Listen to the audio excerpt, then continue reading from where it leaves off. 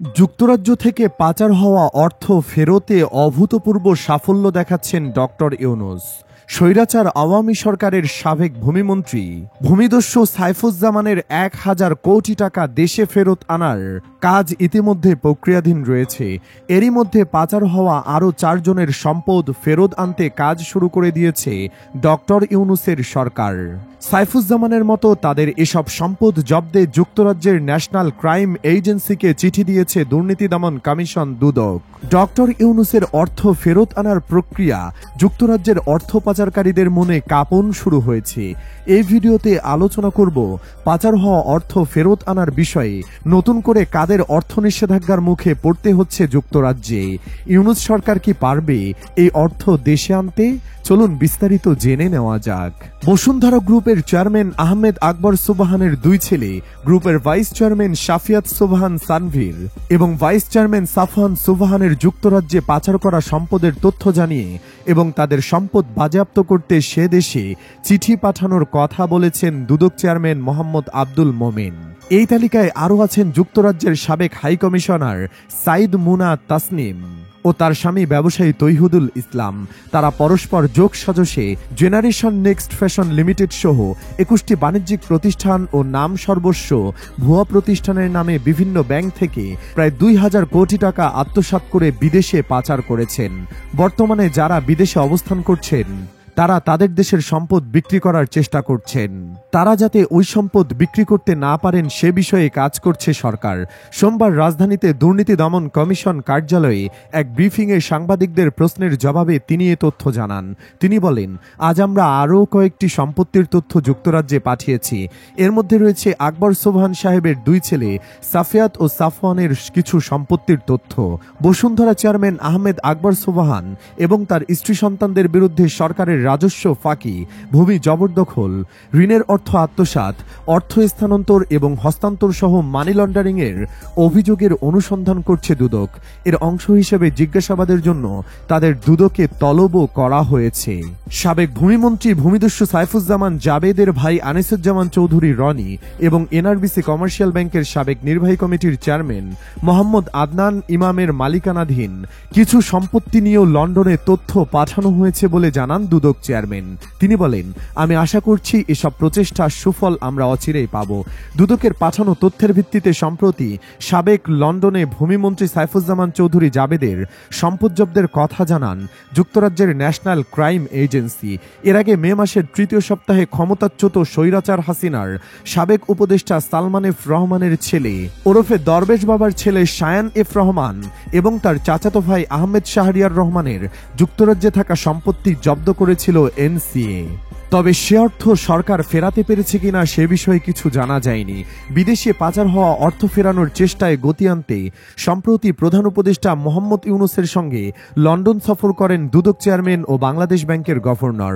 সোমবার ব্রিফিংয়ে তিনি সেই সফরের অভিজ্ঞতাও তুলে ধরেন আব্দুল মোমেন। তিনি বলেন, বাংলাদেশ ব্যাংকের গভর্নর, আমরা আমাদের কর্মসূচিতে লন্ডন গিয়েছি। সেই সময় মাননীয় প্রধান উপদেষ্টাও সেখানে সফরে ছিলেন। কাজেই আমাদের যাওয়াটা একসাথেই হয়েছে, কিন্তু প্রোগ্রামটা ছিল ভিন্ন। আমরা আগে থেকে ঠিক করেছিলাম যে লন্ডনে তাদের জাতীয় অপরাধ সংস্থা এবং আন্তর্জাতিক দুর্নীতি দমন সংস্থা এর সঙ্গে বৈঠক হবে। আমরা বাংলাদেশ থেকে পাচার হওয়া অর্থ ও সম্পদের একটি প্রাথমিক তালিকা এবং আদালতের আদেশ সংযুক্ত করে সংশ্লিষ্ট কর্তৃপক্ষের কাছে জমা দিয়েছি।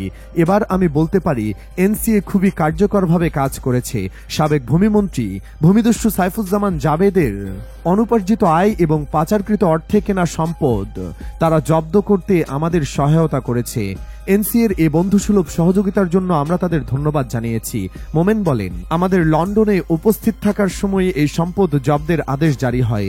জাবেদ সাহেবের মোট 580টি বাড়ির খোঁজ আমরা পেয়েছি। এর মধ্যে 343টি যুক্তরাজ্যে, 228টি সংযুক্ত আরব আমিরাতে এবং 9টি যুক্তরাষ্ট্রে অবস্থিত। বাংলাদেশের প্রপার্টি বাদ দিয়ে বলছি, শুধু যুক্তরাষ্ট্রে 343টি বাড়ির আনুমানিক মূল্য প্রায় 73.15 মিলিয়ন পাউন্ড, অর্থাৎ বাংলাদেশে মুদ্রায় প্রায় 1025 কোটি টাকা। এনসিএ ইতিমধ্যে এই সম্পদ ফ্রিজ করেছে। এছাড়া তার প্রায় 25 লাখ ডলারের সমপরিমাণ ব্যাংক আমানত ফ্রিজ করা হয়েছে। আরও কিছু দেশে তার সম্পত্তি আছে বলে আমরা জানতে পেরেছি। সেগুলোর বিরুদ্ধে আইনি পদক্ষেপ নেওয়ার প্রক্রিয়া চলছে। যুক্তরাজ্য, যুক্তরাষ্ট্র, সিঙ্গাপুর, সংযুক্ত আরব আমিরাত সহ একাধিক দেশে মিউচুয়াল লিগ্যাল অ্যাসেসমেন্ট রিকোয়েস্ট পাঠানোর কথা তুলে ধরে দুদক চেয়ারম্যান বলেন, আমাদের সৌভাগ্য যে যুক্তরাজ্য প্রথমে সাড়া দিয়েছে।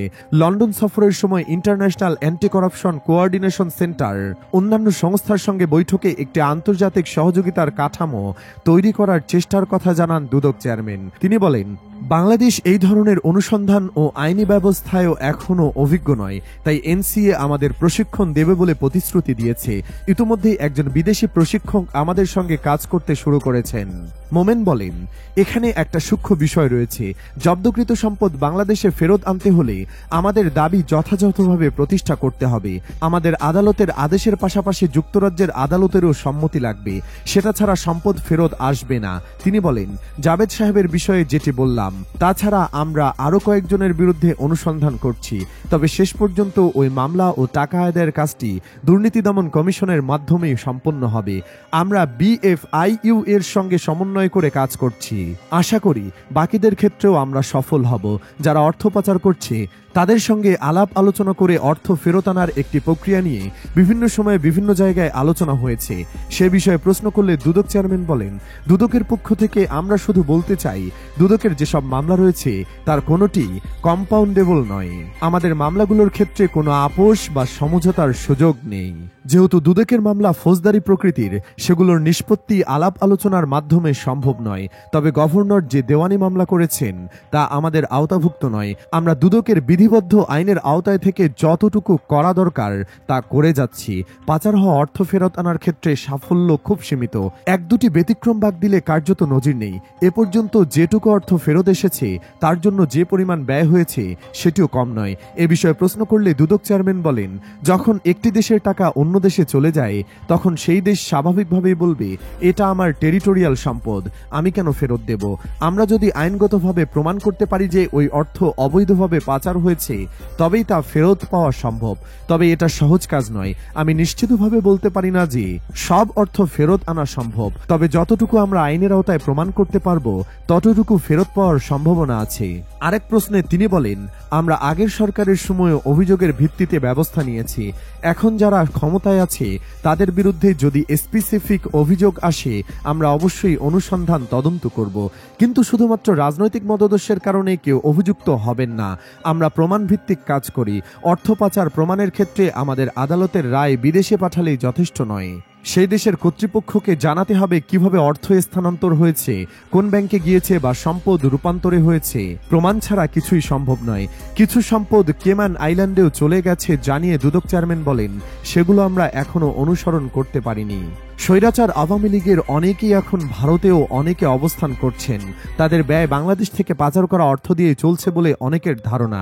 এ বিষয়ে দৃষ্টি আকর্ষণ করলে তিনি বলেন, ভারতের সঙ্গে 2011 সালের চুক্তি রয়েছে যা কাজে লাগিয়ে অপরাধীদের ফেরত আনা সম্ভব হতে পারে। স্বৈরাচার আওয়ামী সরকারের 3 জন মন্ত্রী লন্ডনে অবস্থান করছেন। তাদের বিদেশি নাগরিকত্ব থাকার অভিযোগ নিয়ে প্রশ্ন করলে মোমেন বলেন, আমরা দ্বৈত নাগরিকত্ব নিয়ে সরকারি পর্যায়ে তদন্ত করছি, কারণ এটি অনেক সময় মানি লন্ডারিং এ সহায়ক হয়। অর্থ পাচার বিষয়ে 4টি সংস্থা কাজ করছে। কোনো সমন্বয়হীনতা রয়েছে কিনা প্রশ্ন করলে তিনি বললেন, এখন পর্যন্ত দুদকের দৃষ্টিকোণ থেকে সমন্বয়হীনতা স্পষ্টভাবে দেখা যায়নি। তবে যেহেতু অন্য সংস্থাগুলো কাজে জড়িত তাই সমন্বয়ের প্রয়োজন আছে। সুপ্রিয় দর্শক, ডক্টর ইউনূসের সরকার কি পারবে এই অর্থ ফেরত আনতে? আপনার কি মনে হয়? কমেন্ট বক্সে জানিয়ে দিন আপনার মতামত। ভিডিওটি ভালো লাগলে লাইক দিন এবং শেয়ার করুন, আর অবশ্যই চ্যানেলটিকে সাবস্ক্রাইব করুন। ধন্যবাদ।